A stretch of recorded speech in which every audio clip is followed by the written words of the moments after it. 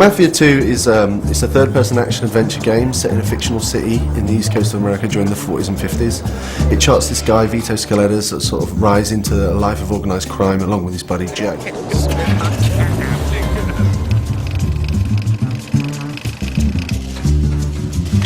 What is it that you want? I want to know why you had our friend killed.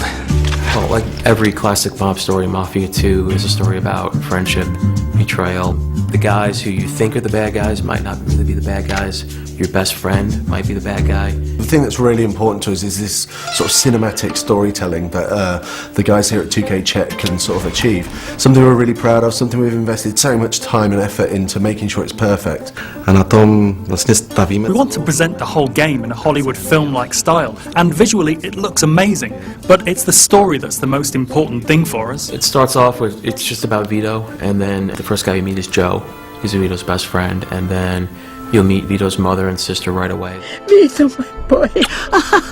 My boy's home. Vito's a nice guy, he has strong morals, he doesn't kill people because he wants to, he kills because he has to. He just wants to get a bit of money, a bit of respect and a bit of power.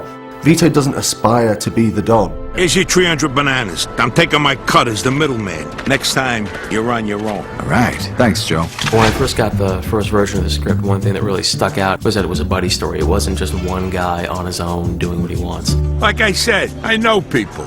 You get all the official paperwork tomorrow. Joe's sort of a shoot first, sort of ask questions later sort of guy, you know. Joe is the guy who comes up with the schemes and or tries to come up with the schemes, and Vito kind of makes sure that they both don't get arrested or killed. Joe just makes some pretty dumb decisions through the story, you know, and Vito is just left to sort of like deal with that and sort of get Joe, his best buddy, out of these scrapes. Don't worry, I thought of everything.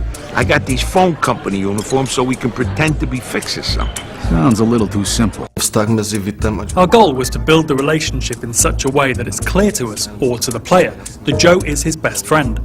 Something like family, if not even more. We'll find you a job where you can make good money without killing yourself, all right? Music to my ears. Besides Joe Barbaro, there's a lot of other characters that Vito meets and interacts with and becomes friends with throughout the story. The first real mob guy you meet is a guy named Henry Tomasino, who gives you kind of your first big break. And then this guy named Eddie Scarpa, who's kind of similar to Joe in that he likes the booze, he likes the women. It's an open world city with a very strong linear story travelling through it, which is maybe a little bit of a different structure than we see with other open world games. With our game, the story is incredible, the dialogue is amazing. If you knew what was really going on, you'd realize that you was better off in jail. But that don't matter now anyway. What we wanted to chart was this guy's rise through the ranks of the Mafia. The Mafia is pulling the strings. If you're ordered to do something, you have to do it, even if you don't agree. Otherwise, you won't survive, or you might lose a friend, or even your family. You're gonna do us all a favor, and if I refuse, you die. The life of a mobster isn't what it's all made out to be, you know. It's not all really glamorous, you know. It has some really bad things that happen to it, and we really explore that during the story. I think it's really interesting. People are going to really enjoy it. What'd you say your name was? Vito. I need someone to give him a little nudge. $10 a man. What if someone makes a fuss? Well, then you'll have to convince him otherwise.